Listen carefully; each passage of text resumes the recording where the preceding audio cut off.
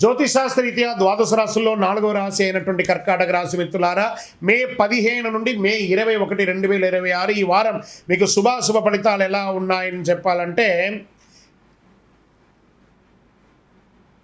Emotional ప్రాక్టికల్గా మారుతుందండి.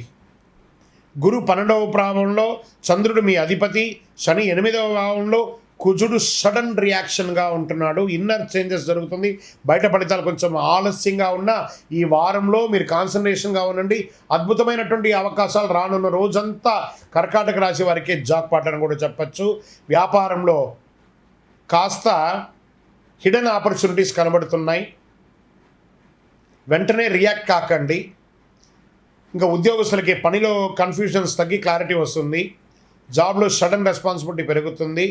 మీ వ్యాపారస్తులకి expansion of your business అనేది this the right way. Observe చేస్తూ ఉండండి, అండర్స్టాండ్ చేసుకోండి, ఎగ్జిక్యూట్ చేయండి.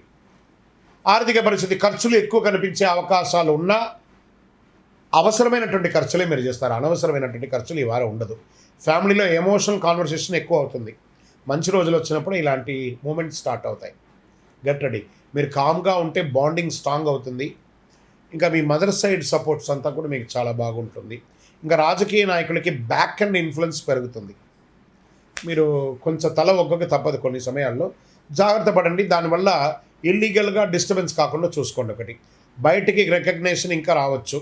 వ్యవసాయదారులకి నీటి సంబంధిత కొంచెం పనులు ప్రారంభిస్తారు. బోర్ వేయడం అలాంటిది, ఇరిగేషన్ ప్లానింగ్స్ అంతా ప్లాన్ చేసుకుంటారు.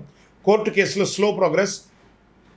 మంచి లాయర్ ద్వారా మీరు ముందుకు వెళ్ళడం మంచిది. Share market risk time. ఈ వారం అంతా కూడా వాలంటెడ్గా ఉంది. ఎమోషనల్ డిసిషన్స్ అవాయిడ్ చేయండి. స్ట్రాంగ్గా ఉండండి. కాన్సన్ట్రేషన్ పెరుగుతుంది విద్యార్థులకి.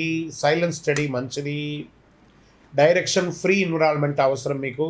నిదానంగా చదవండి. మీరు కోరుకున్న చదువుని అచీవ్ పొందుతారు మీరు. ఇంకా ఆరోగ్య మెంటల్ స్ట్రెస్ ఉంటూనే ఉంటుంది. డైజెషన్ ఇష్యూస్ వచ్చే అవకాశం ఉన్నాయి. స్లీప్ డిస్టర్బెన్స్ ఎక్కువ ఉన్నాయి. మెడిటేషన్ చాలా ఉపయోగపడుతుందని కూడా మీకు చెప్పచ్చు. ఇంకా ఈ వారం మీకు ఎలా ఉంది అని అంటే 50-50గా ఉంది. సోమవారం శివుడికి పాలాభిషేకం చేయండి. తెల్ల పువ్వులు సమర్పించండి. ఓం నమ శివాయ అని ప్రార్థన చేయండి. దత్తాత్రేయుని ప్రార్థన చేయండి. మీ తల్లిదండ్రులను గౌరవించండి. ఇవి చేస్తే మెంటల్ పీస్ స్టేబిలిటీగా ఉంటుంది. బయట పెద్ద మార్పు కనిపించకపోయినా లోపల మీ లైఫ్ డైరెక్షన్ చేంజ్ అవుతుంది. ఈ వారం నిశ్శబ్దంగా మార్పు జరుగుతుంది. ఫలితం త్వరలో గట్టిగా వినబడుతుంది. Get ready, get ready. కర్కాటక రాశి మిత్రులారా, గెట్ రెడీ.